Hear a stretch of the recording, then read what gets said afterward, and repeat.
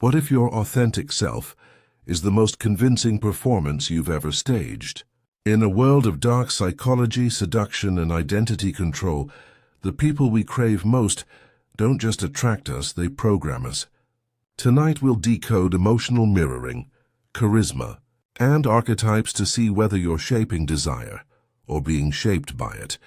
Before we begin, subscribe now for more in-depth audiobooks on seduction, dark psychology, charisma, persuasion, and the psychology of power. Tap like to keep it alive and share it with someone who's ready to create, not just perform. Let's get started. Chapter 1. The Metamorphosis of the Self. Some people chase love like a prize. Others become the thing love is chasing. The deepest seduction isn't a trick you perform. It's a self you inhabit so completely that desire forgets where it ends and you begin. If you're here with me on Audiobook Vision, let's walk slowly into an idea most people only brush with the edges of their life. Identity as an instrument.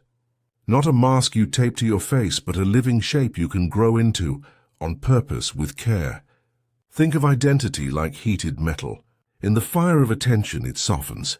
In the cool air of indifference, it hardens. Most of us accept whatever shape our past gave us. A few learn to temper themselves.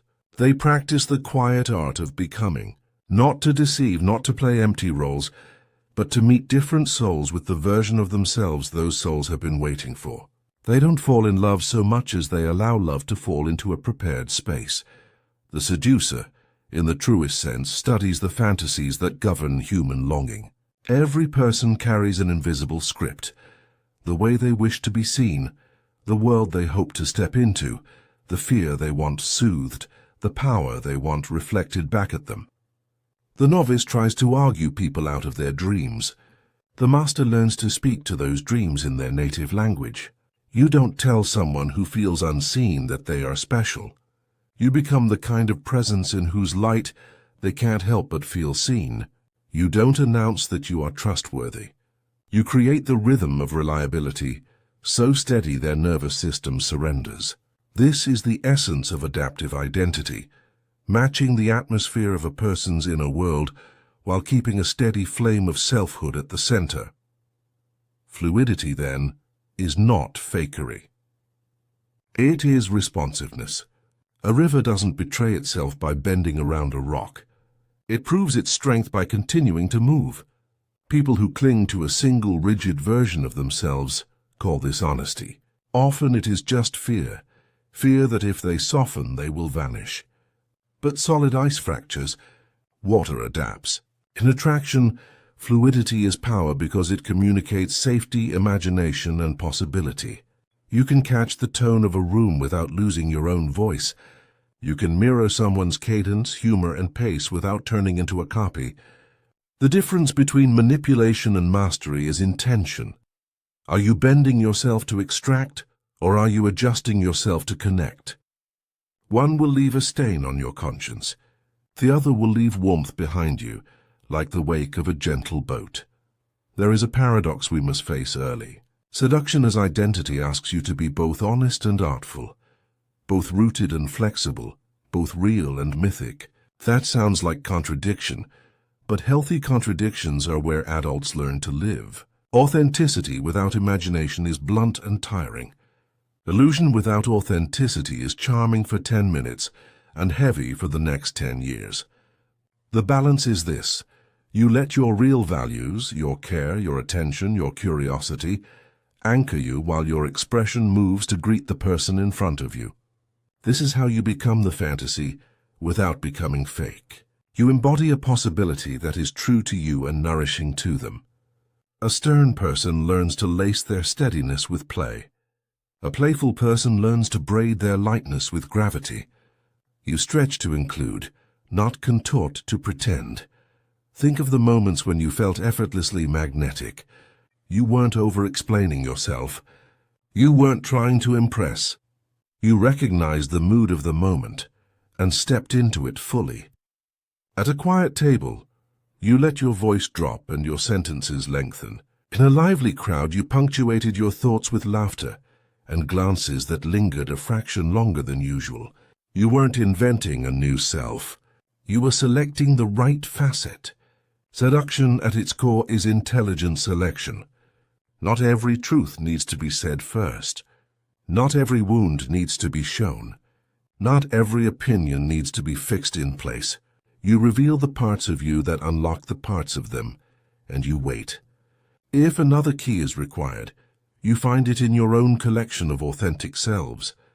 But how do you know where flexibility ends and self-erasure begins? Here is a simple test. When you adjust to meet someone, do you feel smaller afterward or larger? True adaptive identity makes you feel expansive, as if you've discovered a room in your house you didn't know you owned. False adaptation leaves you narrow and depleted, as if you've rented that room at a price you can't pay. Healthy shape-shifting clarifies your outline. Unhealthy shape-shifting blurs it. If you leave an encounter proud of your generosity, yet still aware of your boundaries, you've done it well. If you leave confused about what you want, you've given away the steering wheel.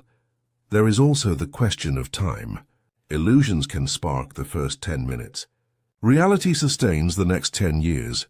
Many of us have been seduced by an image, a confident posture, a voice that knows where it is going, eyes that find ours with deliberate certainty. These are not lies by themselves. They are the invitation. The trouble begins when the invitation leads nowhere. A master of influence builds a house behind the door.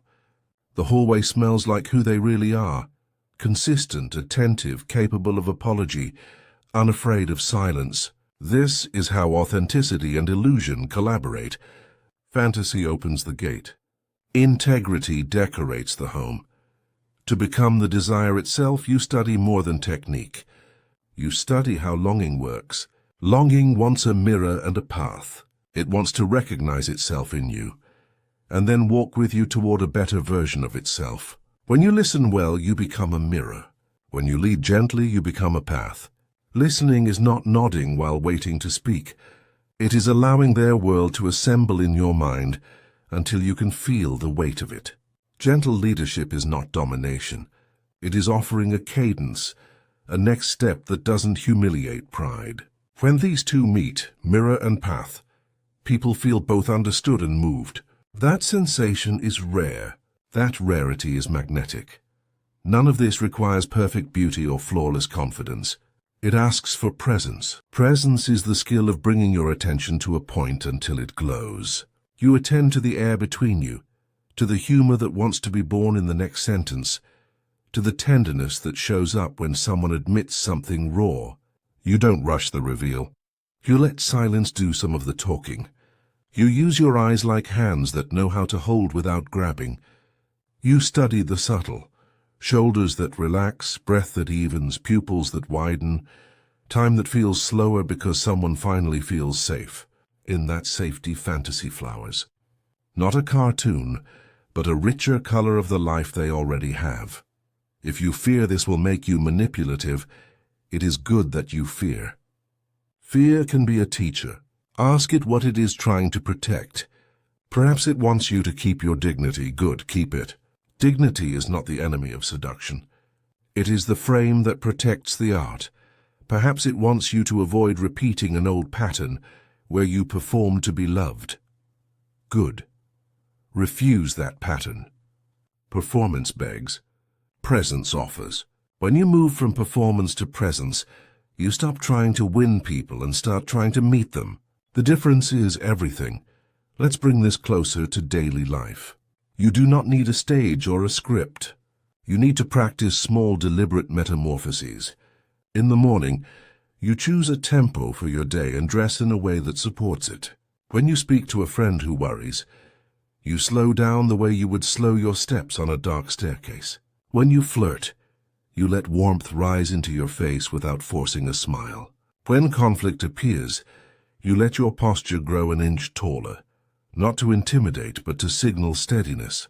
Then, when temptation whispers that you should become whatever someone wants, you remember, your fluidity is guided by your values. Your changes are edited by your ethics. You do not abandon yourself to be chosen. You expand yourself so you can choose with clarity. In time, you will notice something subtle. People will begin to describe you with contradictions that make sense.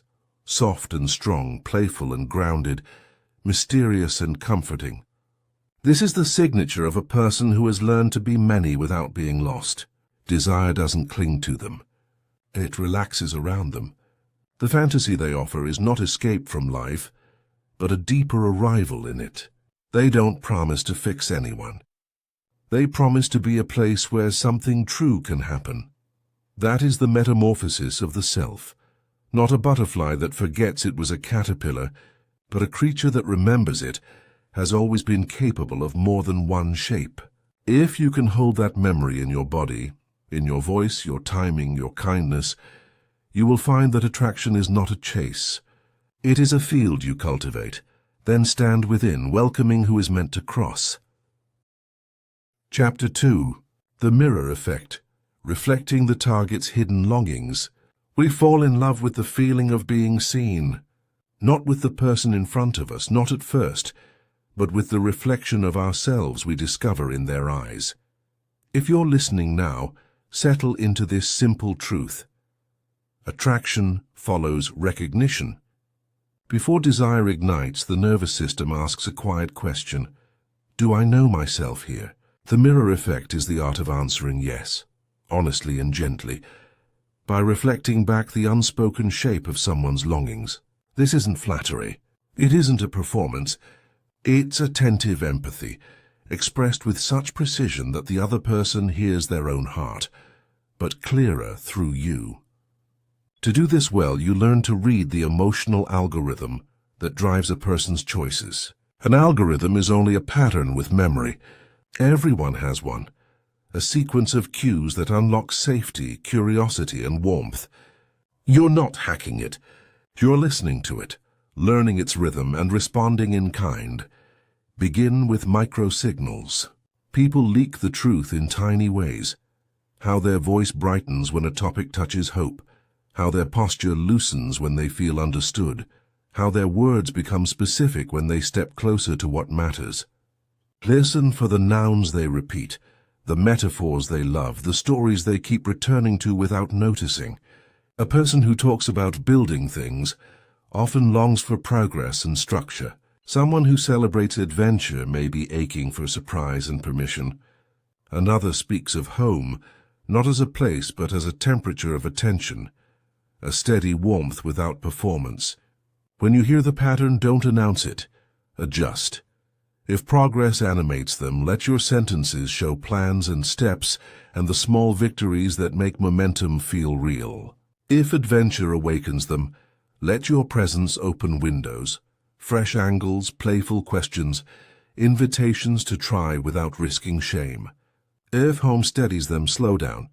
Let silence sit. Offer calm and reliability like a hearth that holds its flame. There is a temptation to take this too far, to turn yourself into whatever someone craves. That path burns out quickly. The mirror effect is not mimicry. It is resonance. Mimicry copies surface traits.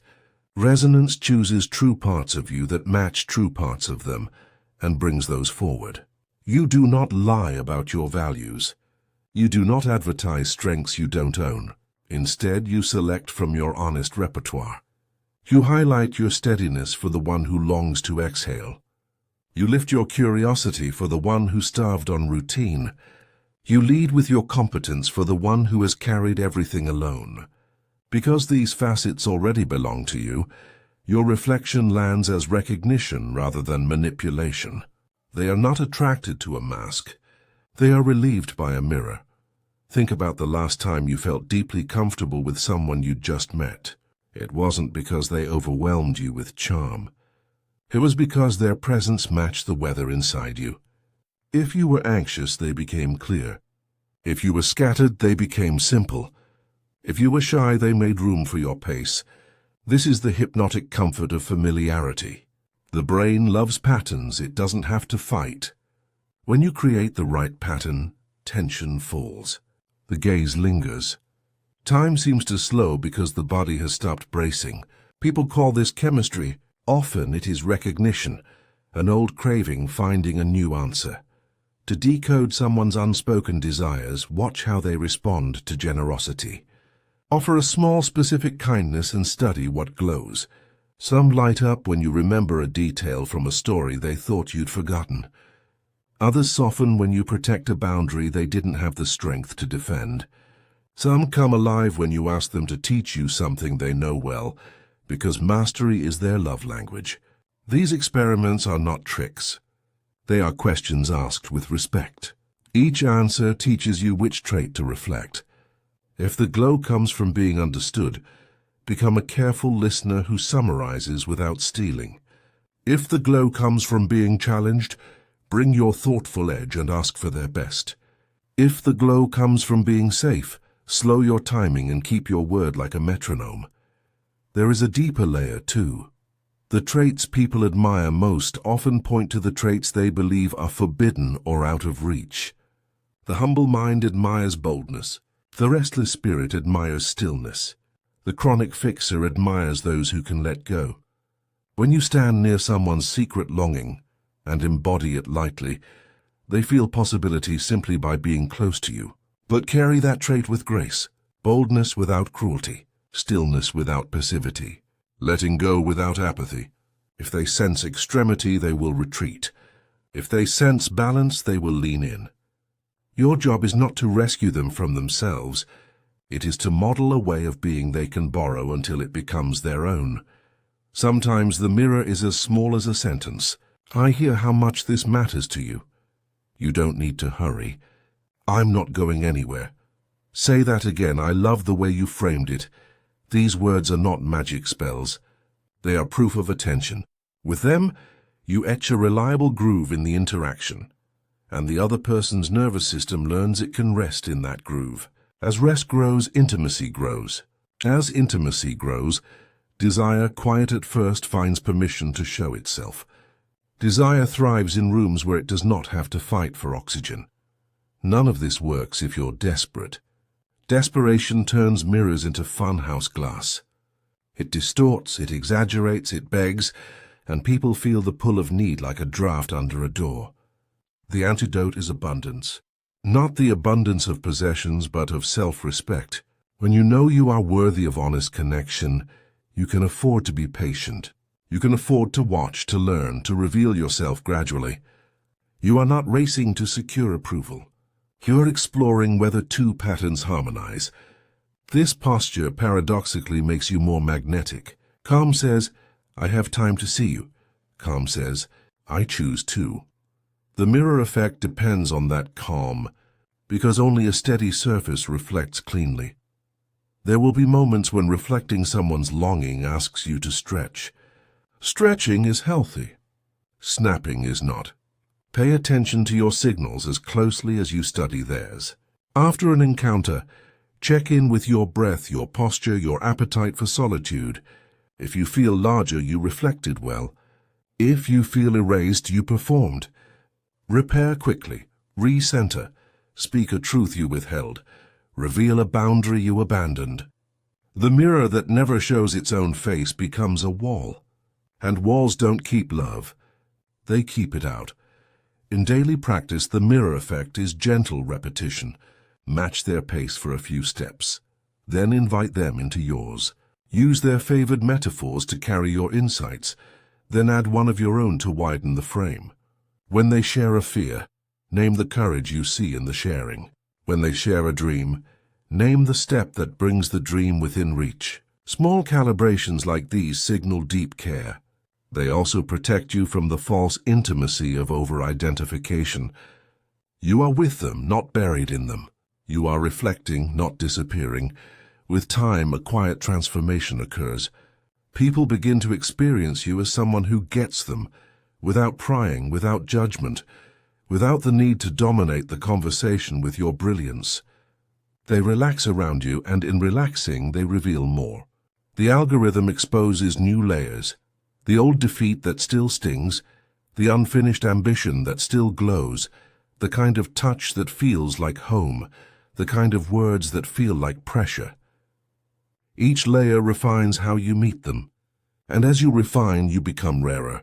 Most of the world demands to be seen. Very few offer the gift of seeing. Rarity attracts, but it also heals.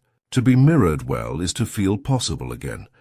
Remember the ethics. Reflection is power, and like all power, it asks for care.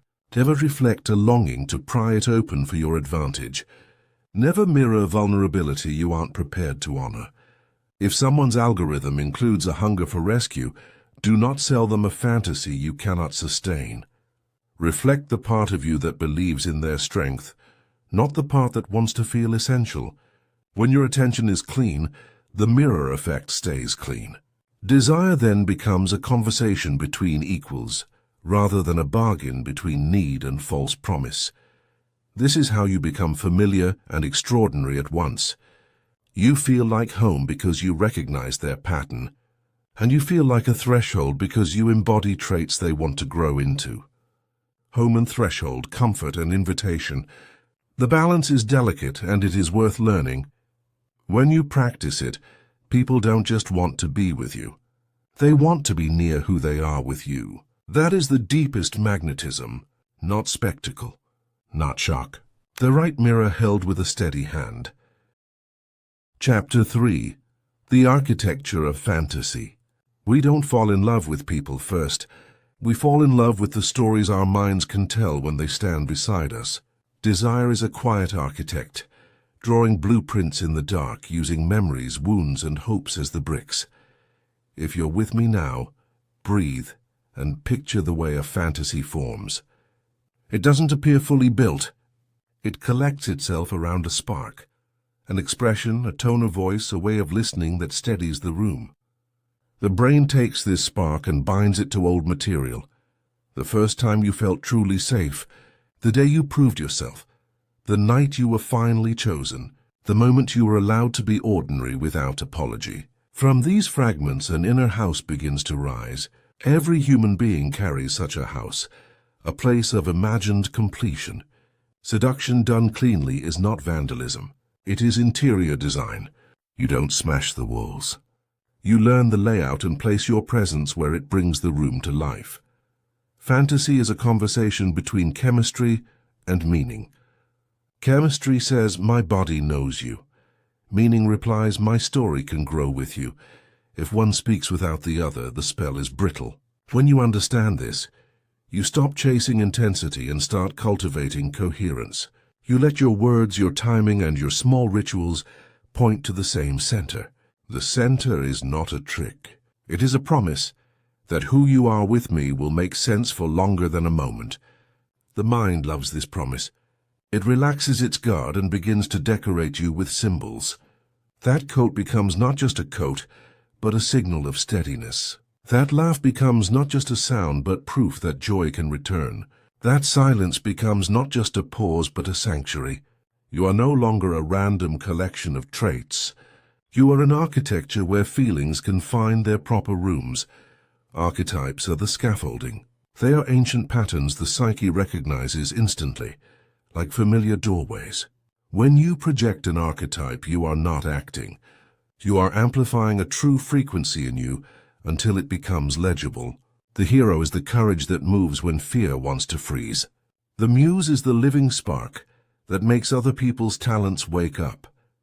The savior is the shelter that holds steady in a storm without needing applause. The rebel is the honest fire that burns through dead rules to make space for breathing.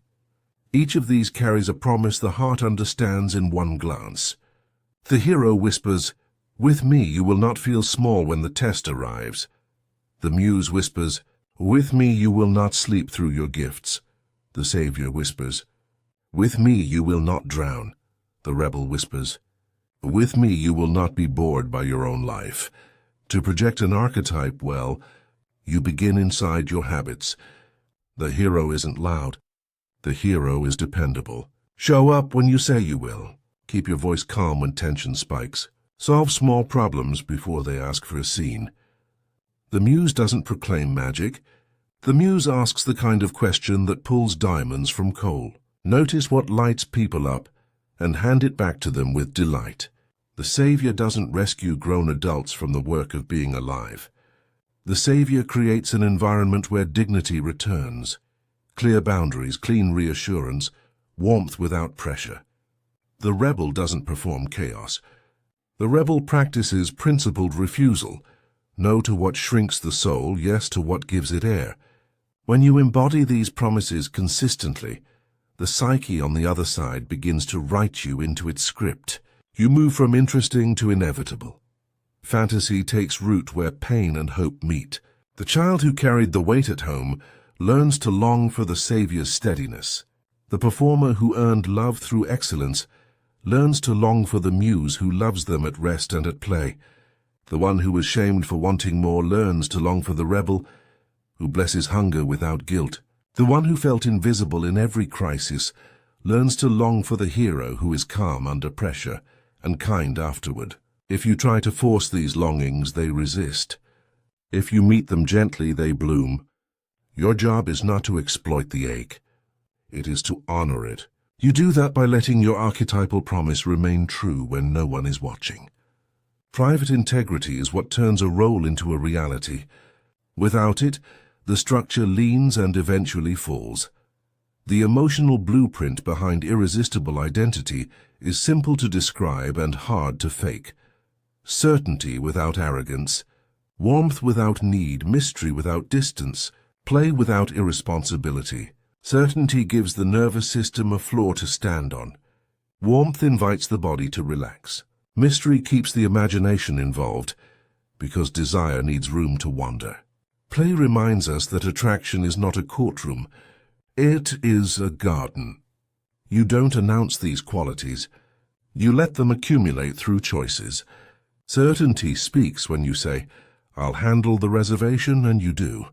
Warmth speaks when you notice their tired eyes and suggest an earlier night without making them defend their limits. Mystery speaks when you offer a story with just enough detail to color the air but not enough to lock the doors.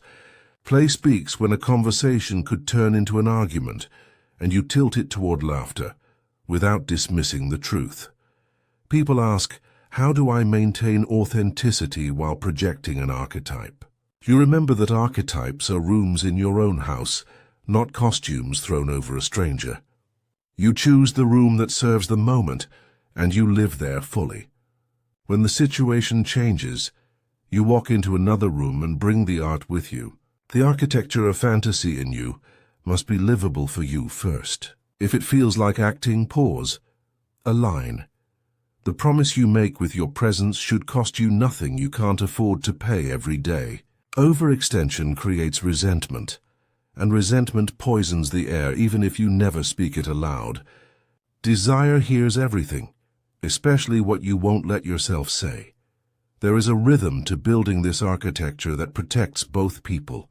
First, you signal lightly. The hero offers a steady plan. The muse offers a textured question. The savior offers a reliable container. The rebel offers a different path. Then you watch. If the other person leans in with breath, with gaze, with the way their shoulders drop, you take another small step. Architecture is built in measured layers, not in a single dramatic pour. After each layer, you listen to the structure. Does it hold? Are we both still free? Are we still telling the truth? If yes, you continue. If no, you revise. Revision is not a failure. It is proof you're building for more than the weekend. What makes an identity irresistible is not its flash, but its coherence. Coherence means the same music comes from every instrument. Your texts sound like your voice. Your patience offline matches your patience online. Your attention on a quiet day looks like your attention when life is loud. The nervous system loves coherence because it lowers the cost of attachment. When people don't have to translate you, they can feel you. And when they can feel you, their imagination has honest material to work with. Imagination is not the enemy of reality. It is the bridge. A good bridge doesn't hide the river. It honors it and allows passage. Let's bring this back to the life you're living tomorrow morning. You want to build a presence that becomes the desire itself. Begin with a single promise you can keep in any weather. Maybe it is, with me, things make sense. Maybe it is with me. It's safe to be vivid. Maybe it is with me. Your strength has room. Let this promise shape your timing, your tone, your decisions about when to speak and when to be still. Let it choose your clothes and your calendar, your rituals and your rest. Over days, the world will start to recognize the outline. Over weeks, fantasy will settle around it like sunlight, learning the shape of a window.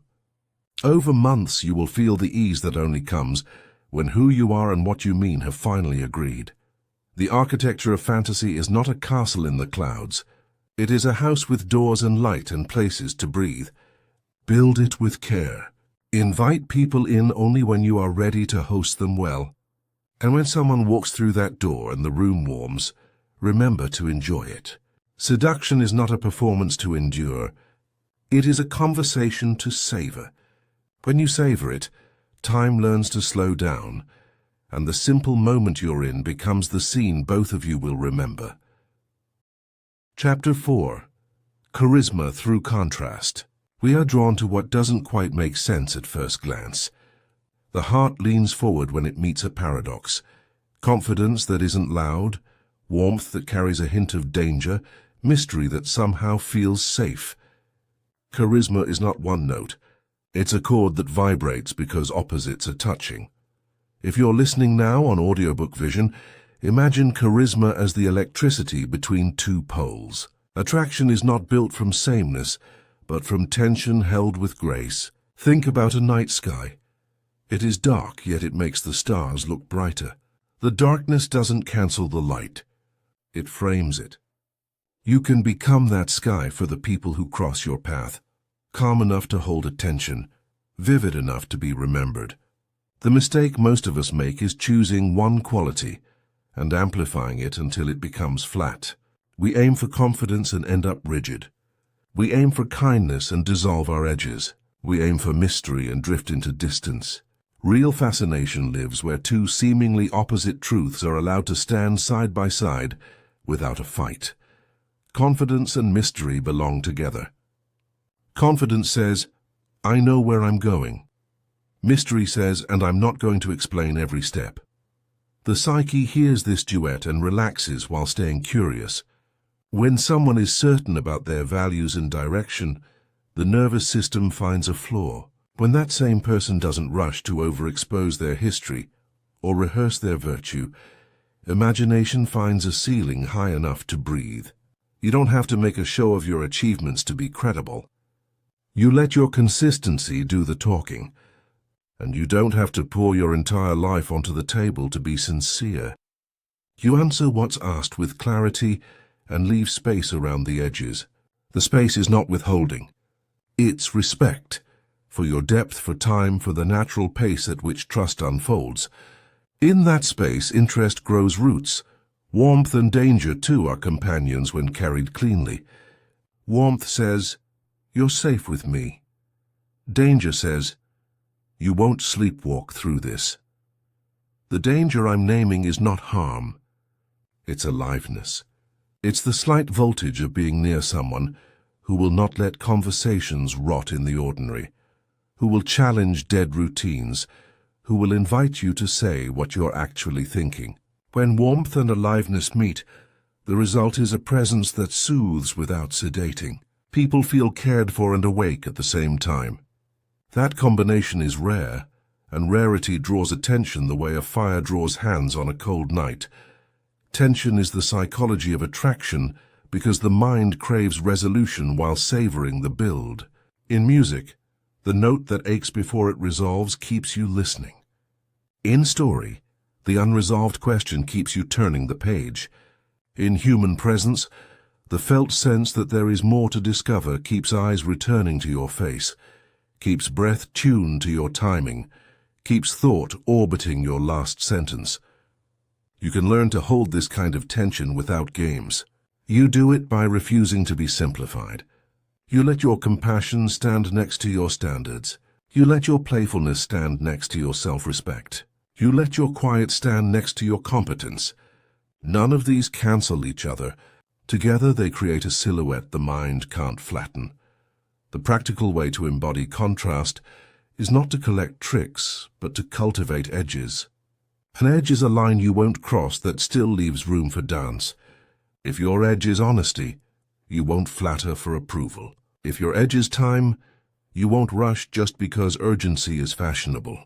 If your edge is dignity, you won't perform intimacy to win it. When people sense your edges, your softness means more. Your yes means more because your no is real. Your attention feels richer because it is chosen, not scattered. This is the quiet danger of a person who respects themselves. They don't threaten. They focus. Focus is magnetic because it is rare in a world of constant drift. Consider also the tension between presence and restraint. Presence means you're here. Eyes that actually see, listening that lands, a body that isn't fleeing the moment. Restraint means you don't devour the air. You let silence breathe and allow the other person's words to bloom without interruption.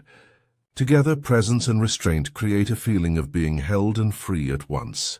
People open in that field. They reveal layers you can't access by pushing. The more you practice this, the more your voice learns to carry both tones. The full color of being alive and the calm patience of someone who trusts time. Complexity makes you unforgettable because it gives the mind multiple ways to remember you. You are the laugh that arrived right when the room needed it, and the steady gaze that made an apology land with dignity. You are the person who could be playful at the table and precise when things mattered. You're the one who could sit in silence without panicking and ask the question that changed the angle of the conversation. The brain loves patterns, but it loves layered patterns even more. When you offer more than one channel of meaning, people replay you after you leave. Replay is the beginning of longing. There is a fear that being complex will make you inconsistent. But complexity is not contradiction. It is completeness. Contradiction says, I don't agree with myself. Completeness says I have room for more than one quality. The anchor for all of this is your values. If your values are steady, kindness, clarity, responsibility, then your expressions can vary widely. One day your kindness looks like a joke that lightens a heavy hour. Another day it looks like a boundary that keeps resentment from poisoning love. One evening your clarity is a simple plan. Another day it is the humility to say, I don't know yet. Your responsibility can appear as initiative in public and as rest in private, because rest keeps promises alive tomorrow. When values are the roots, the branches can move without the tree falling. To become unforgettable, allow your life to teach you your paradoxes. If you've known chaos, cultivate a calm that is earned, not performed. Then let your curiosity keep a spark so you don't become dull. If you've known invisibility, practice a confidence that is quiet and real. Then let your tenderness keep you human. If you've known control, learn to loosen your grip. Then let your discernment keep wisdom in the room. The alchemy happens when both sides show up at once. People will describe you with pairs that sound like compliments and questions at the same time. Grounded and surprising, gentle and formidable, open and contained. Those pairs are proof that tension has been transformed into tone. All of this grows in the details. You speak with assurance, and you're the first to laugh at yourself. You make plans and you leave room for improvisation. You take responsibility when you're wrong, and you don't apologize for existing. You tell the truth and you tell it in words that don't humiliate. You protect your mornings and dance on a Tuesday when life asks. The more your daily choices carry these pairs, the more your presence starts to hum at a frequency people recognize before they can explain it. That hum is charisma. It's not a mask. It's a melody that your history, your healing, and your hope are playing together. If you worry about manipulating with contrast, keep your intention clean. You aren't creating tension to trap anyone. You're revealing the tensions that already live in you and carrying them with grace so others feel their own wholeness permissioned. The gift of your complexity is that it invites theirs. When people feel allowed to be many things, they breathe deeper. And when they breathe deeper, desire becomes less frantic and more true. True desire is not a chase. It's a recognition that the energy between us is alive, and we both know how to care for it. So here's the invitation for tomorrow. Choose one paradox to embody lightly. Be decisive and unhurried. Be affectionate and unpossessive. Be curious and at peace with not knowing. Let people feel the strength that doesn't need to shout, and the mystery that doesn't need to hide. Then watch how conversations lengthen, how laughter shows up where it used to hide, how eyes keep returning to yours as if checking a compass. That checking is a compliment. It means you've become, for a moment, the sky that makes the stars easier to see. Chapter 5. Emotional Camouflage and Adaptive Seduction. The fastest way to make someone trust you is not to dazzle them. It is to feel like them. The most dangerous way to do it is the same. If you're with me on Audiobook Vision, settle into this paradox with an honest breath. We bond through recognition. When a person mirrors our rhythm, shares our humor, breathes at our pace, our nervous system whispers, "Finally, someone who understands." That whisper is ancient. Infants match their mother's expressions before they know words. Friends fall into the same posture without planning it. Lovers speak in a shared cadence that sounds like music, only they can hear. Emotional mirroring is the bridge. Walk across it with care and it becomes intimacy. Run across it with hunger and it becomes control. Healthy mirroring begins with humble attention. You notice without hunting. The other person's voice tightens when they talk about work. You slow down your replies and let your tone soften like a hand on a tense shoulder. Their eyes brighten when they talk about small victories. You ask for details and celebrate the specifics instead of performing a grand speech. They think out loud. You leave space for their sentences to wander instead of forcing them into a tidy box. This is not performance. It's respect. You are telling their nervous system, "I can meet you where you live." In that meeting, barriers drop. People reveal the shape of their fears and hopes because the air feels calibrated to hold them. But here in the soft light is where a shadow can appear. The same skills that make intimacy feel effortless can also be arranged into a toolkit for manipulation. Empathy becomes a key. Timing becomes a lever. Impression control becomes a stage set. The manipulator watches with surgical patience. They learn what calms you, what flatters you, what stirs you, what shuts you down. They mirror not to know you, but to map you. Once mapped, you are easier to steer. A compliment arrives exactly when your confidence dips. A confession appears right after you reveal something vulnerable. Not to be honest, but to purchase your trust at a discount. A well-timed silence makes you fill the space with more than you meant to share. None of this looks like force. That's why it works. Let's look at empathy first.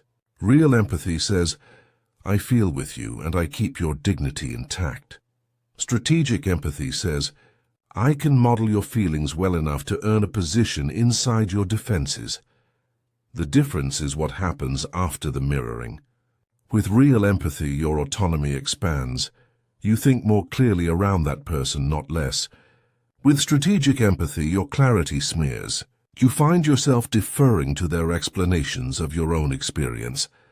If you leave a conversation feeling seen and steadier, you were met. If you leave feeling seen and more dependent on their interpretation, you were handled. The sensations are similar at the start. The outcomes are different at the end.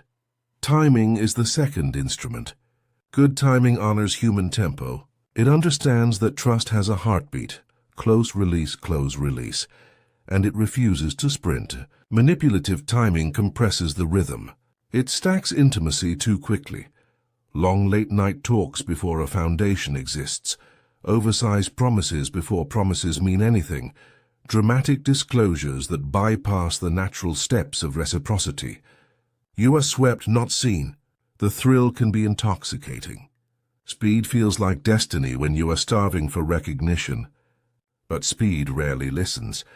Pay attention to this test. Can you slow it down without paying a price? Can you say, let's pause and feel respect instead of punishment? Healthy timing makes room. Unhealthy timing makes demands. Impression control is the third piece. Everyone manages impressions to some degree. We choose our words, our clothes, the stories we lead with. That's normal. But impression control becomes dangerous when the image is designed to replace reality rather than introduce it. The manipulator curates a version of themselves that filters what you see to manipulate what you feel. Just enough vulnerability to seem safe, just enough competence to seem indispensable, just enough mystery to keep you chasing, just enough shared values to make you doubt your doubts. They anticipate your questions and seed answers before you ask them, not to be helpful but to prevent you from discovering contradictions. The giveaway is dissonance. The polished story gleams, but something in your body doesn't relax. You feel like you are being guided through a museum with velvet ropes. Beautiful, yes. Free, no. So where does adaptive seduction end and psychological control begin? It happens at the boundary where your freedom should live. Adaptive seduction draws near to your emotional weather and offers warmth without rearranging your sky. Psychological control studies your storms and then sells you a forecast that keeps you checking their channel. In one, you remain the author of your experience. In the other, you outsource authorship to the person who speaks most confidently about your life. The litmus test is agency. Do you feel more able to choose after being with them, or less? Do you hear your own voice more clearly, or only theirs? Let's bring this into the subtleties of daily life. When someone mirrors your mood and then gently asks a question that makes you feel more like yourself, you are in good hands. When someone mirrors your mood and then pivots you toward a decision that mainly serves them, pay attention. When someone times their attention around your genuine milestones, you're being loved. When someone times their affection around your moments of doubt, you're being harvested. When someone curates their presence to inspire your best work, appreciate it. When someone curates their presence to keep you guessing, step back until the picture stops shifting. If you are the one practicing adaptive seduction, keep your ethics in the room. Mirroring is powerful. Set your reasons before you begin. Ask yourself, am I adjusting to connect or adjusting to extract? If the answer embarrasses you, recalibrate. Keep your timing slow enough for consent to breathe. If you feel the urge to rush, let it pass through your body without turning it into a plan. And make your impression porous. Let people see edges that aren't convenient to your persona. Not your darkest confessions, just your human texture, the uncertainty you're still learning to love, the preference you aren't proud of but won't hide, the values you won't trade even when attention is expensive. Paradoxically, these edges increase attraction because they signal reality. Reality is the only stage that can hold the weight of long desire. For those who need protection from emotional camouflage, save a seat for your skeptical friend, the part of you that asks good questions. It doesn't have to ruin romance. It simply wants to know, does this closeness survive daylight? Do their words match their patterns when no one is watching? Do they cheer for your separateness as much as they savor your closeness? People who intend to control will fail these tests quietly. They will bristle when you keep your own pace. They will complain when your boundaries cost them convenience. They will prefer the fog, because fog is where camouflage works best. So you open the windows. You ask for days off. You say not yet. You notice who respects the light. There is a way to practice adaptive seduction that leaves both people larger. You listen until you can mirror without losing yourself. You time your revelations like gifts, not traps. You let your image be accurate enough that intimacy doesn't have to carry surprises it never consented to. And you keep returning to this promise. I will never use your openness against you. Make it a quiet vow. Keep it when you're tired. Keep it when you're tempted to win. Keep it when the old patterns beg for the cheap thrill of control. Every time you keep it, your presence becomes safer and more charged. A rare combination that makes connection feel like relief instead of risk. In the end, emotional camouflage and adaptive seduction are tools. Tools can build a bridge or a cage. What matters is the hand that holds them, and the heart that directs the hand. If you remember that the goal is not conquest but clarity, two people becoming more themselves in the presence of each other, then your mirroring will warm instead of trap. Your timing will nurture instead of rush. Your impression will introduce reality instead of distract from it. That is how intimacy grows roots that last. Chapter 6. The Myth of Authenticity, Why Realness is a Performance. We say we want the truth, but what we really want is a truth that fits our shape. No one falls in love with pure reality. We fall in love with the version of reality that lets us feel more alive inside our own skin. If you're here with me on Audiobook Vision, let's sit with a difficult idea. Authenticity is not a fixed substance you have. It is a feeling you create between people. We point to someone and say they're so real, but we're describing how we feel around them.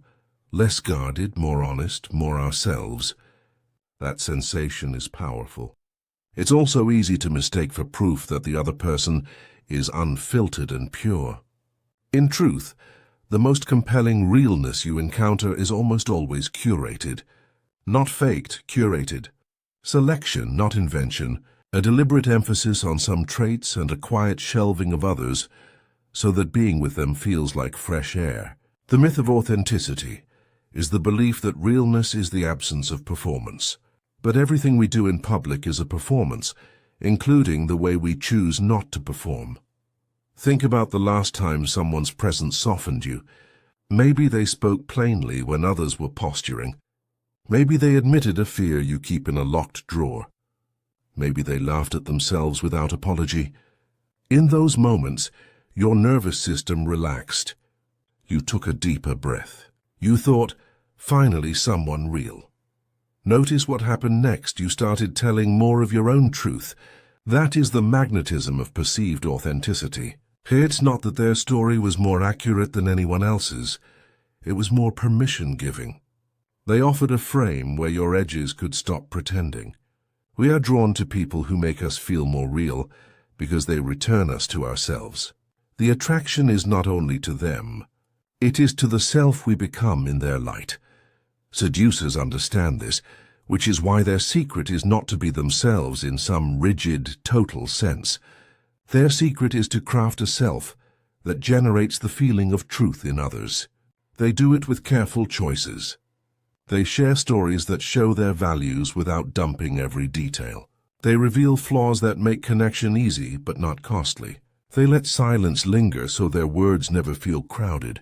They use concrete language, the kind that smells like life, because specifics convince the body in ways abstractions never can. They admit just enough uncertainty to feel human, then pair it with a steady tone that calms the room. Watching them, you might think, they aren't trying. Of course they are. Effortless is the most disciplined style. This doesn't mean authenticity is a lie. It means authenticity is an arrangement. You can arrange your presence to make truth easier to tell. You can dress in a way that matches your pace, so you don't have to argue with your own clothes. You can choose words that your body believes, because the body hears the difference. You can share, then stop, and let the other person step forward on their terms. Realness emerges from these choices, the way warmth emerges from a well-tended fire. There is wood, there is air, there is spark. The heat is not a trick. But someone still gathered the wood, cleared the hearth, and learned how to breathe at the right rhythm. People ask, isn't that manipulation? It can be. The difference is intent and consent. Manipulation uses the feeling of realness to smuggle control.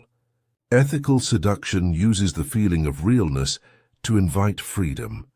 When you leave an interaction feeling more like yourself, your authenticity was honored.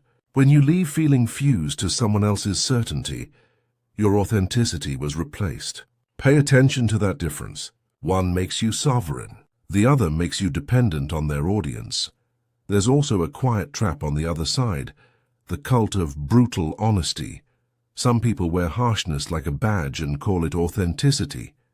They mistake unfiltered for truthful and damage for depth. Realness isn't dumping everything you think. It's aligning what you show with what you mean in a way that preserves dignity. A person who tells hard truths with tenderness is more authentic than a person who tells every truth with a knife. We are not honest when we hurt carelessly. We are lazy. The seducer who understands this crafts disclosures that land softly but land. Their words are precise enough to matter and kind enough to keep the future open. The illusion of authenticity also hides in speed. Rushing intimacy feels like honesty. Two people tearing down the walls, staying up too late, swapping confessions like currency. But speed blurs discernment. It creates an atmosphere where performance gets mistaken for depth. Anyone can be real for a night. The test is coherence over time. Do the details match when life gets ordinary? Do the stories align when stress rises? Do the values hold when attention is scarce? Authenticity is not only what you show, it is what you sustain. The seducer who plays the long game knows this. They keep the same tone on quiet Tuesdays that they offer on bright Saturdays. Your body notices. That consistency is why you believe them. You might be wondering how to craft an identity that feels true without lying to yourself. Start with values, not vibes. If your values are kindness, clarity, and responsibility, let those be the spine. Then choose expressions that fit the room without betraying the spine. With someone timid, your kindness looks like patience. With someone bold, your kindness looks like challenge. With someone scattered, your clarity looks like structure. With someone rigid, your clarity looks like permission. With someone exhausted, your responsibility looks like rest. With someone inspired, your responsibility looks like momentum. You are not changing your core. You are changing your angle. The angle is the performance. The core is the truth it serves. It helps to remember that identity is a living set of habits, not a sacred object. The most authentic people you know are simply those whose habits are aligned with their stated desires. They pay attention where they claim to care. They apologize at the speed they say they value. They decline what contradicts their promises. Their performance and their private life rhyme. The rhyme is what we call real. When your outer choices and inner commitment stop fighting, people will describe you with words like grounded, clean, easy to trust. Not because you're raw and unedited, but because your edits are honest. Let's apply this to attraction. When someone says, be yourself, they're pointing toward a feeling, ease, flow, presence. You can design for that feeling. Slow your speech half a beat so your thoughts can arrive intact. Use sensory detail so your stories touch the air around you. Reveal a small imperfection early, a mispronounced word, a genuine question, a moment of I don't know so competence doesn't harden into distance. Keep one sentence in your pocket that names your values in plain terms. I like things that make sense. I don't rush what matters. I care about how people feel when they leave me. Say it without flourish. Let the room feel the weight of a person who knows what they are building. That's authenticity as experience, not claim. The shadow again is exploitation. A clever manipulator will pick up the same tools and use them to simulate sincerity. They will choreograph vulnerability to trap your empathy. They will mirror your values to recruit your trust, while quietly violating those values when convenient. How do you protect yourself? By testing for friction. Authenticity doesn't crumble when you say no. It doesn't punish you for needing time. It doesn't demand that you accept the performance as proof. It invites you to verify. The more someone welcomes verification, the more likely their realness is more than a costume. I want to free you from the anxiety of being authentic enough. You do not owe the world a raw feed of everything you are. You owe the world integrity, the steady alignment of your chosen expression with your honest aim. When your aim is clean, your performance can be art without becoming a lie. Art is selection for meaning. In love as in art, your selections teach people how to feel around you. Choose with care. Choose with warmth. Choose with the courage to let your edges be seen when they matter, and your mysteries remain yours until they're earned. If you craft your presence this way, something gentle and rare begins to happen. People stop asking, "Are you real?" They start saying, "I feel real with you." That is the deepest compliment.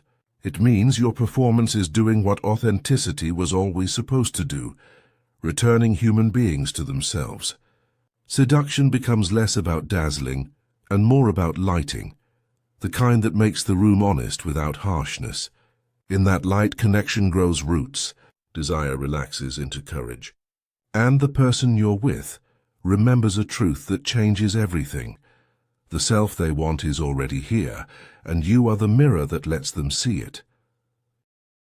Chapter 7. Becoming the symbol of desire. We don't just want people. We want what they allow us to feel about ourselves.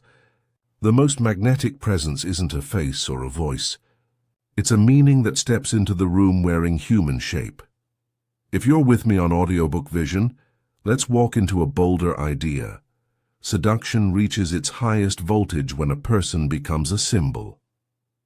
Not a mask, not a cartoon, but a distilled signal that wakes something archetypal in the mind. Beauty that promises renewal, danger that promises aliveness, power that promises safety, mystery that promises discovery. Symbols organize emotion.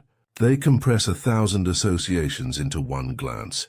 You already know this. Think of the last time someone's posture made you stand up straighter without meaning to, or the way a quiet smile loosened your chest. That wasn't only attraction, it was recognition. A symbol had arrived, and your body understood the message before your thoughts caught up.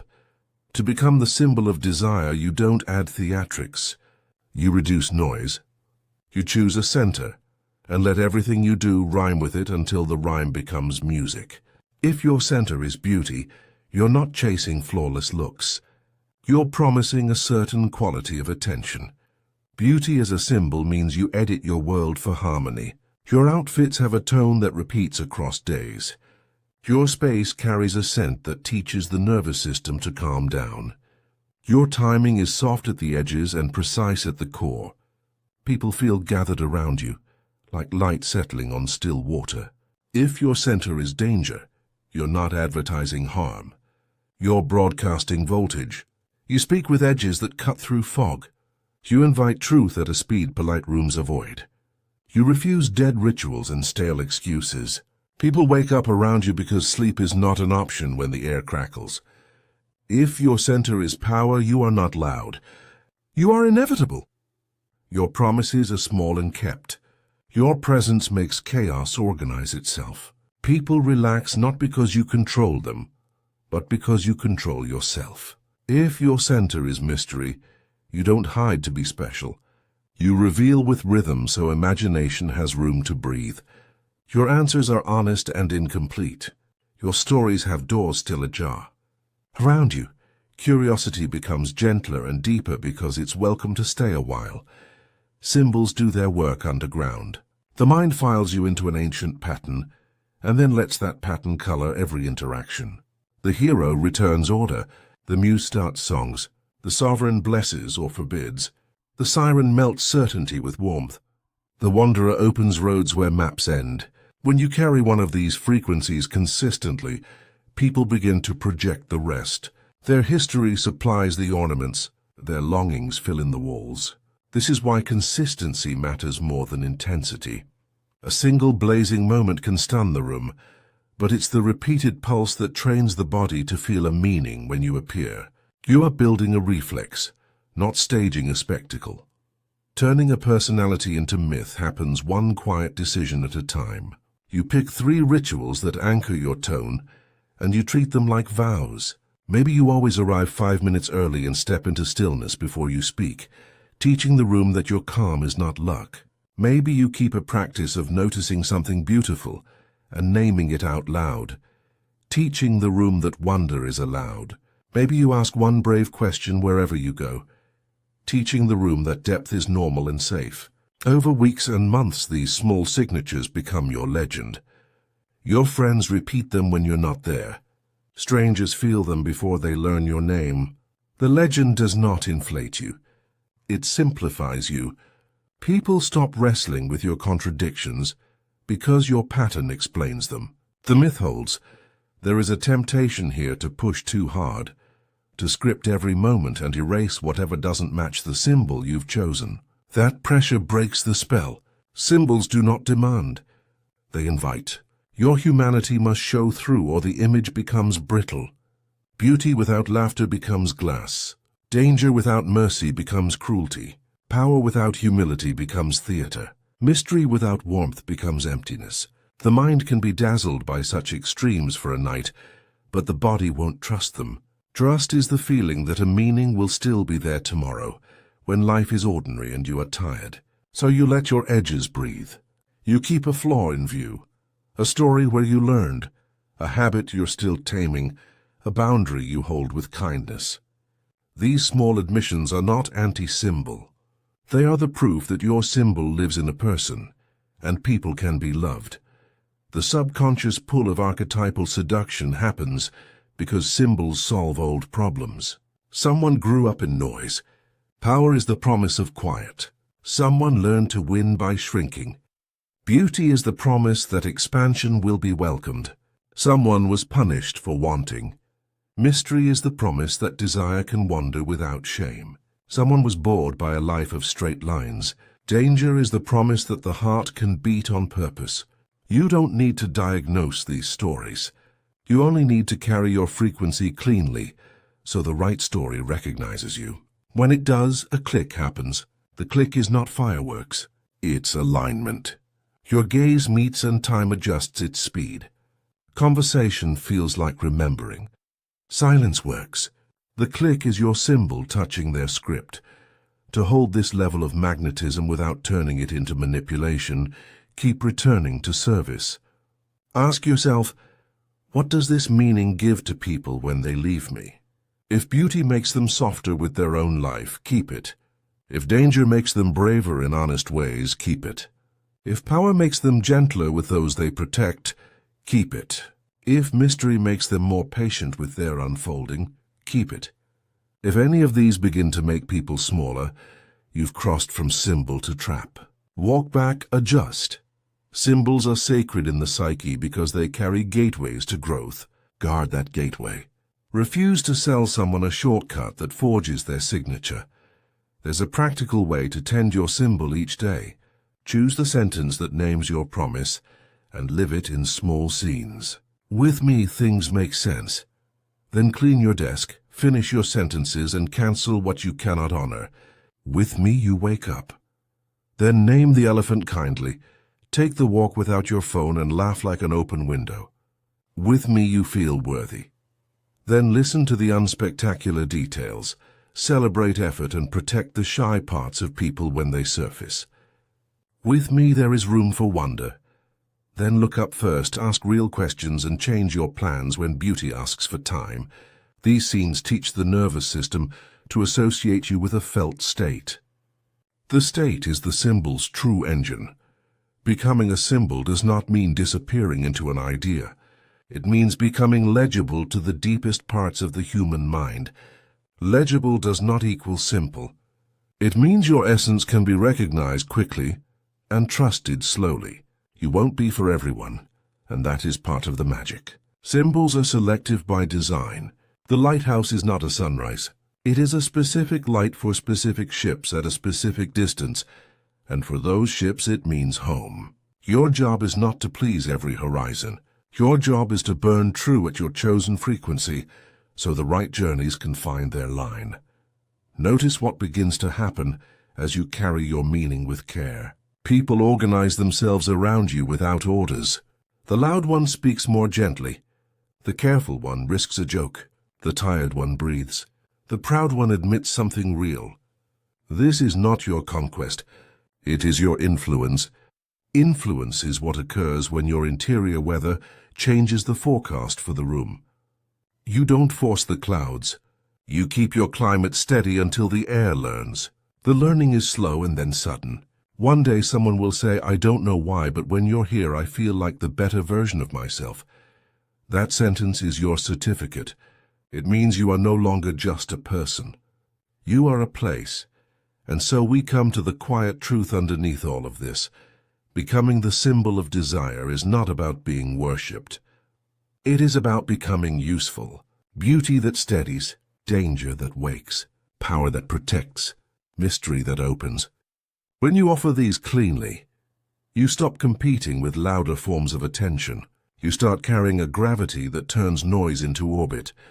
Those who need you will know. Those who don't will pass. Your task is simply to keep the light honest. Chapter 8. The Fusion of Identity and Control. We don't surrender to a person. We surrender to the version of ourselves we become in their gravity. Control begins to look like love when the compass in your chest starts pointing to someone else's north. If you're here with me on Audiobook Vision, let's walk carefully into this terrain. Identity entrainment sounds technical, but you've felt it 100 times. It's what happens when two pendulums hung on the same beam slowly fall into one rhythm. It's the way friends borrow each other's slang. It's why you catch yourself laughing like someone you admire. The nervous system is social. It wants synchronization, because synchronization feels safe, and what feels safe starts to feel true. In seduction, this natural syncing can turn into a current. At first, it's warm and helpful. You breathe easier around them. Decisions feel simpler. The world seems to have more light. But current has direction. If you stop noticing where it's taking you, you wake up one day swimming in a river that answers to someone else's weather. Identity entrainment begins with small alignments. Your sleep adjusts to their schedule, because talking to them late feels like air. Your routines shift so you can cross paths. Your language tilts toward their phrases. Your opinions catch their cadence. None of this is sinister by itself. Love always rearranges a room, but the deeper mechanism is worth seeing. Their persona offers a steady pattern. Calm, capable, curious, protective, daring. And your body learns that matching that pattern reduces friction. When life gets noisy, you unconsciously reach for their shape to reduce the noise. You dress more like them without trying. You argue more like them, and don't notice when your metaphors are borrowed. You feel yourself inside their silhouette. The feeling can be beautiful. It can also be a quiet hand on the back of your neck, guiding your gaze. Influence deepens when that silhouette becomes your emotional compass. You don't just ask, what would they do? You ask, how would they feel? And then tune yourself to that frequency. You wait for their reaction to calibrate your own. Their approval becomes the frame that tells you whether you're still on the path. But a frame can become a fence. There is a point where fascination crosses into surrender, and you can hear it in the way you edit yourself. You swallow a thought because it would disturb the harmony you crave. You accept an explanation that doesn't fit because confrontation would interrupt the glow. You begin to think of your life in terms of how it will read in their eyes. You are not obeying. You are orbiting, and orbits can feel like devotion long after the gravity has turned heavy. A seducer's persona becomes a compass by offering meanings that answer your old questions. If your chaos has always mocked your plans, their steadiness feels like rain on a hot day. If your boldness has always been punished, their danger makes your heart beat for the right reasons. If your gifts have always gone unseen, their muse-like attention multiplies your talent. Each of these meanings is real. Each can nurture growth, but every meaning has a shadow. Steadiness can slide into authority that never apologizes. Danger can slide into drama that feeds on your adrenaline. The muse can become a mirror that demands your best while refusing your rest. When the shadow creeps in, the compass still points north. But the north now serves the map they're carrying, not the terrain you live in. How does fascination become surrender? Slowly, by convenience. It is convenient to let someone else's certainty carry your choices when you're tired. It is convenient to let their rhythms override your misgivings when their rhythm feels better than your doubt. It is convenient to let their story about you replace your own. because their story is generous and shining, and you are hungry to believe it. Surrender dresses up as relief. You stop debating. You stop watching the costs. You feel lighter as your responsibilities slide onto their shoulders until you notice the bill. You are paying with your range. Your moods now depend on their moods. Your opinions now wait in the lobby until their face opens the door. Your calendar is no longer a home. It is a docking station. The process is not always engineered. Sometimes the seducer is not a puppeteer, but a person whose presence is simply strong and well organized. Someone who knows the temperature they offer and keeps it stable. The entrainment happens because stability is rare and the body is thirsty. But people do engineer it. They learn your tempo and lead it. They choose rituals that install their rhythm in your day, morning messages that set your tone before you set your own, evening check-ins that become the place where your emotions are approved or amended. They speak in declarative sentences so doubt feels like rudeness. They correct you with warmth, and the warmth makes the correction feel like help. The leash is silk, so you thank it while it tightens. Here's the tender part.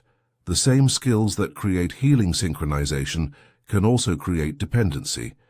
Empathy, reliability, and excellent timing. These are medicines, and medicine at the wrong dose is a drug. If you're the one influencing, you need to hold the ethics in your hands like water. Ask yourself, does my presence increase this person's agency or concentrate it in me? If they make better decisions alone after knowing you, your compass clarified their own. If they freeze when you're not available, your compass replaced theirs. Real intimacy includes absences that do not collapse the structure. If you can't be the weather every day, you mustn't build a climate that dies without you. If you're being influenced, you don't need to panic. You need to measure. Take small moments of distance and see what stays. How do you speak when you're writing to yourself? What do you reach for when you're unobserved? Which commitments feel true even when there is no audience? If your answers shrink in their presence, you're editing for approval. If your answers grow clearer while they're away, because you finally hear your own voice again, the entrainment has become expensive. The test is simple. Can you disappoint them without losing your outline? Healthy bonds can metabolize disappointment. Unhealthy bonds threaten to withhold oxygen until you return to the approved shape. There is also a bodily test. Stand still and notice where your breath goes when they text. Does your chest lift with interest, or does your stomach tighten with the need to manage? When you imagine a boundary, do your shoulders drop with relief or do they climb to your ears with fear? The body keeps score before the mind writes the story. If your body is constantly bracing, the compass is not guiding. It's policing. If your body repeatedly softens and you feel more able in your own life, the compass is a mentoring light, not a searchlight that hunts for errors. The cleanest way to practice identity entrainment without sliding into control is to aim for resonance, not ownership. Resonance means we vibrate together and separate just fine. Ownership means I claim your tone as my property. You avoid ownership by praising difference, not just similarity. You practice days apart and let the bond prove itself without maintenance. You ask for feedback that can sting, and you don't retaliate when it arrives. You encourage their private rituals to continue. You protect their friendships even when those friendships don't adore you. All of this teaches both nervous systems that closeness is not a merger. It is a duet that respects two voices. When fascination is healthy, it becomes focus. Focus makes you better at your life. You eat, you sleep, you create, you keep promises. When fascination curdles into surrender, it becomes narrowing. Narrowing makes you easier to steer. Your range reduces until your love life is your life, and every other dimension becomes a waiting room. The difference between focus and narrowing is whether your world expands. If the circle grows, more capacity, more kindness, more grounded choices, you're in a field of influence that honors you. If the circle shrinks, less room for nuance, less curiosity, less music, you're inside someone else's story. In the end, identity entrainment is neither good nor bad. It is power, and power asks for a clean hand. The seducer who understands this offers rhythm without theft. They let people borrow their compass, and they celebrate when those people return it with a stronger grip on their own. They do not cultivate followers.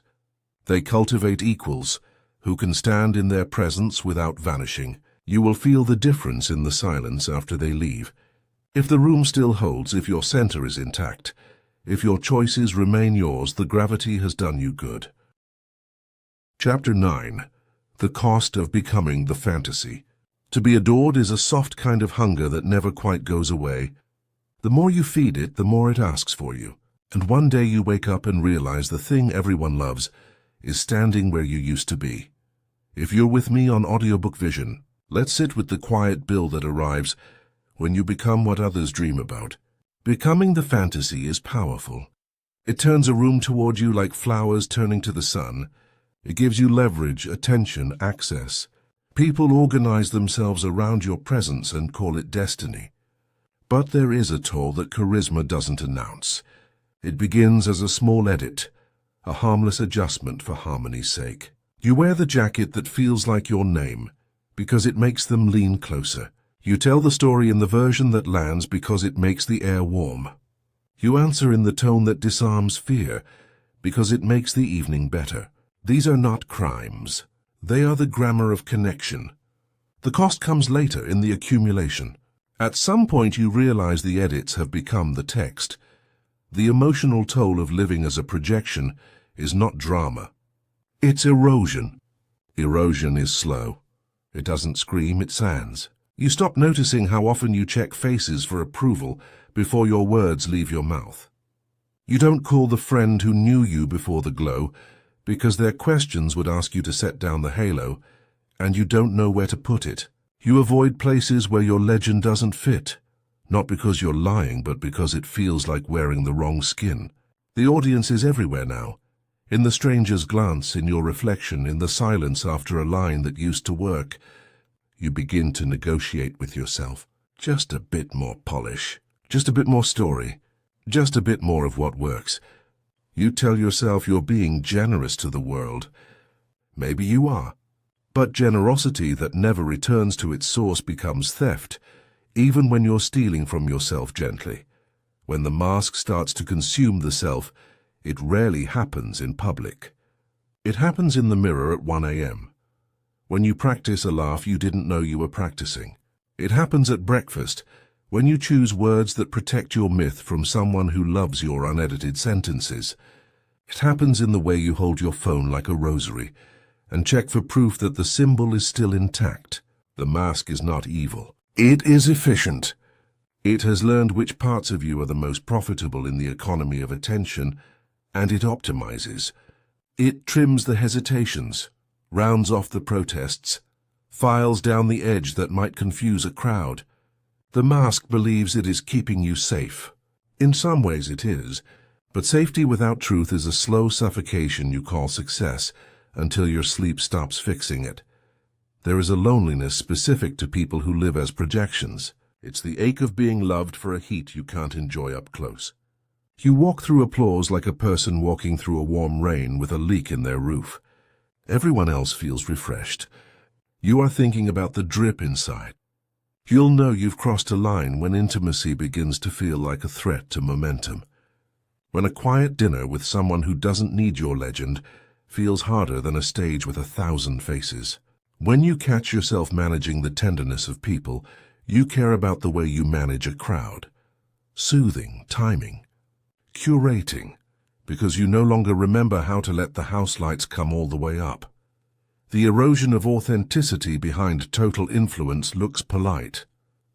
You still say please and thank you. You still show up. You still believe in your message. It's just that your message no longer includes the parts of you that don't photograph well. You avoid your own contradictions instead of integrating them. You apologize to strangers with perfect posture, while delaying the apology that would actually set you free. You offer behind-the-scenes moments that are rehearsed to feel messy. You tell yourself authenticity is a feeling you provide, not a life you live. And perhaps for a while that works. People don't notice the difference because they are busy feeling more real in your presence. That's the terrible genius of a successful projection. It makes other people more themselves, while it makes you less yourself. And the gratitude in their eyes convinces you that the trade is noble. But the body keeps a ledger. It tallies every swallow and every silence.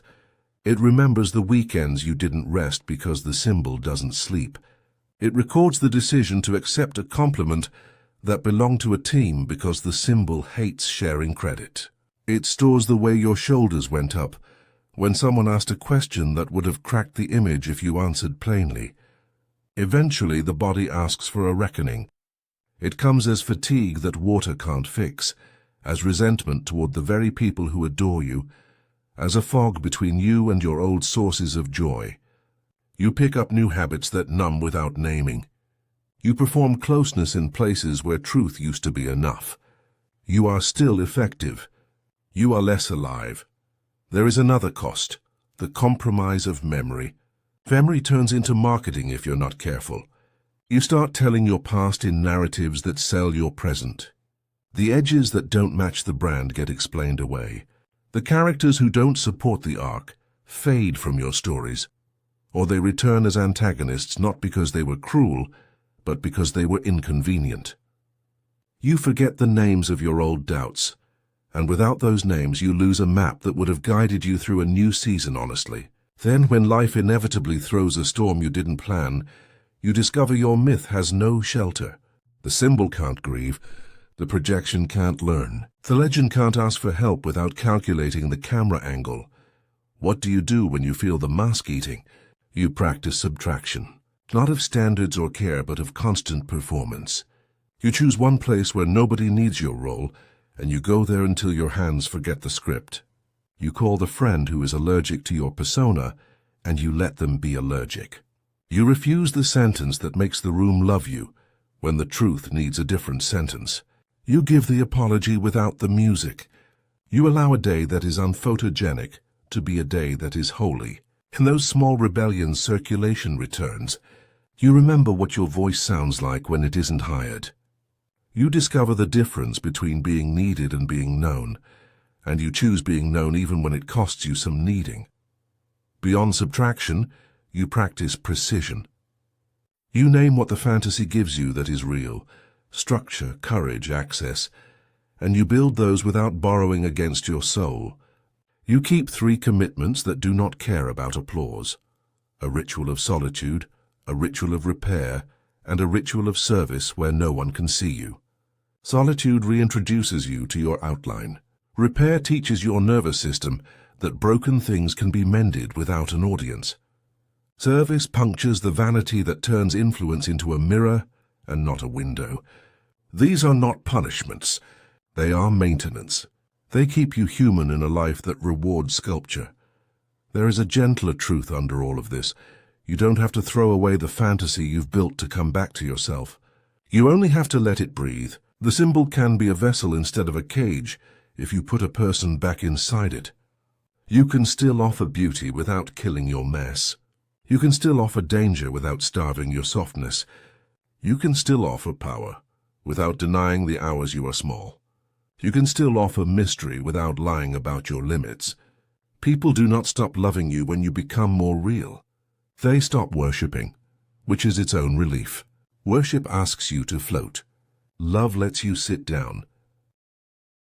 Chapter 10. Reclaiming Identity. From Seducer to Creator. Power built on performance is a house that asks for rent every morning. Power built on presence pays you back while you sleep. If you're here with me on Audiobook Vision, let's step onto the quiet bridge between who you crafted and who you actually are. You've learned how to become a fantasy, how to mirror longing, how to shape the air so desire walks toward you. Useful skills, but tools without a center turn on their owner. Reclaiming identity is not a dramatic purge of your seductive persona. It's a careful integration. You are not firing the actor. You are promoting the director. The difference is simple. Manipulation tries to move people. Mastery moves energy, beginning with your own. Start where truth is easiest to hold, your body. The body is where identity chooses its furniture. The breath that slows before you speak. The spine that remembers dignity when you want to shrink. The hands that stay open when old patterns want to clench. You don't need slogans. You need signals. When your breath steadies, language follows. When your posture lengthens, options multiply. When your hands relax, the room believes you. This is not magic. It's physics with feelings. Your nervous system is the instrument, and presence is how you tune it. Seduction becomes clean when your attention is generous without leaking, warm without begging, alert without hunting. That tone is the foundation of a creator. Integration asks for an honest inventory. The seductive persona gave you gifts, timing, empathy, polish, a memory for details, a sense of the room's temperature. Keep those. They are craft. What you are returning are the parts that cost you yourself. The reflex to perform when silence would do. The habit of curating sincerity until it doesn't breathe. The secret pride in being needed more than being known. Lay them on the table without shame. Identity that cannot forgive itself keeps lying to survive. Identity that forgives itself starts telling the kind of truth other people can build homes inside. From here, you evolve from manipulation to mastery by changing the question you ask in every interaction. The manipulator asks, how do I get them to feel what I want? The master asks, what energy is here and what wants to happen if I stay honest? That question makes you a collaborator with reality instead of a thief of attention. You stop forcing impressions and start curating conditions, pacing that lets meaning arrive, light that lets eyes soften, words that touch the ground. You still know how to spark attraction. You're simply uninterested in attraction that cannot carry weight. Weight is not heaviness. It is coherence. Coherence is the feeling that your presence and your purpose have stopped arguing. Self-possession is the axis of true influence. Possession does not mean control in the rigid sense. It means occupancy. Are you inhabiting your values or visiting them on weekends? Are your rituals built to impress or to nourish? The self-possessed person moves like a place that's been lived in. No rushing to prove, no eagerness to be decoded, no panic when misunderstood. They adjust their angle without abandoning their spine. People orient around that ease because it relieves them of the exhausting project of managing you. When others no longer need to parent your ego, they are free to meet you. Meeting, not management, is the doorway to influence. Let's bring this down from clouds to table. Imagine the next conversation that matters. You don't enter as a role. You enter as a rhythm. You greet without announcing your brilliance. You ask a question that can actually change the direction of the hour. You let your face show what your words can't finish. When tension rises, you don't slap a performance over it. You name the truth in words small enough for the moment to swallow. I want this to go well and I can feel myself pushing. Or I'm excited and I'm moving too fast. Real-time honesty collapses the distance between what is and what is wished for. Attraction built on that distance collapses too. Attraction built on that honesty ripens. Creation begins when you stop treating your life like a stage and start treating it like a studio. A stage asks, who is watching? A studio asks, what are we making? In the studio, you give your seducer new work. You use their timing to protect deep work from interruption. You use their sense of framing to set spaces that make courage easier. You use their polish to honor the care in your days, clean lines, clear boundaries, measured reveals, without turning care into vanity. The studio is where you exchange applause for momentum. Momentum pays better. There is a quiet ritual that accelerates this evolution, the discipline of unadvertised wins. Do 3 things each day that strengthen your spine and show them to nobody. Finish the paragraph and close the document without announcing word counts. Repair the small harm you caused without narrating your redemption. Keep a promise to your body. Water, sleep, walking, and refuse to post the halo. These unshared victories build a private gravity. Private gravity is the source of public ease. When you know where your solidity comes from, You don't need to rent confidence from strangers' attention. Integration also means giving your contradictions jobs. If you're fierce and gentle, let the fierceness protect the gentle. If you're analytical and poetic, let analysis set the scaffold and poetry choose the curtains. If you're social and solitary, let sociality gather material and solitude turn it into meaning. The manipulator hides contradictions because they complicate the sales pitch. The creator choreographs them because complexity is what makes art feel like life. When your qualities stop competing and start collaborating, people experience you as many without confusion. Many without confusion is what we call depth. You will be tempted to prove you've changed. Don't. Creation is not an argument, it's an offering. If you've integrated the seducer, people won't hear it in your speeches. They will feel it in the temperature of their own nervous system around you. The frantic will slow without shame. The proud will soften without losing stature. The guarded will risk a real sentence and not flinch waiting for the catch. Influence measured by other people's relief is the only kind that keeps its soul. There is a boundary to honor as you reclaim identity. Your life is not public property just because your presence is useful. You can be generous without becoming available. You can be kind without saying yes. You can be open without being transparent. The creator learns to close the door when the work requires it, and opens it when the work is ready to breathe. Access is not love. It is logistics. Love is the way your choices teach people that they are safe to be true in your weather. You can love fiercely with very little access, and you can give a lot of access without giving love. Self-possession knows the difference and sets the calendar accordingly. Here is a practice for the next 30 days if you are brave enough to take it. Each morning write a single sentence that names the energy you will steward. Today I steward clarity. Today I steward tenderness. Today I steward courage. Choose one. Let it edit your posture, your schedule, your tone. In the evening, write a single sentence of audit. Where did I trade clarity for charm? Where did tenderness slide into appeasement? Where did courage harden into control? No self-hatred, just light. This is how manipulation becomes mastery.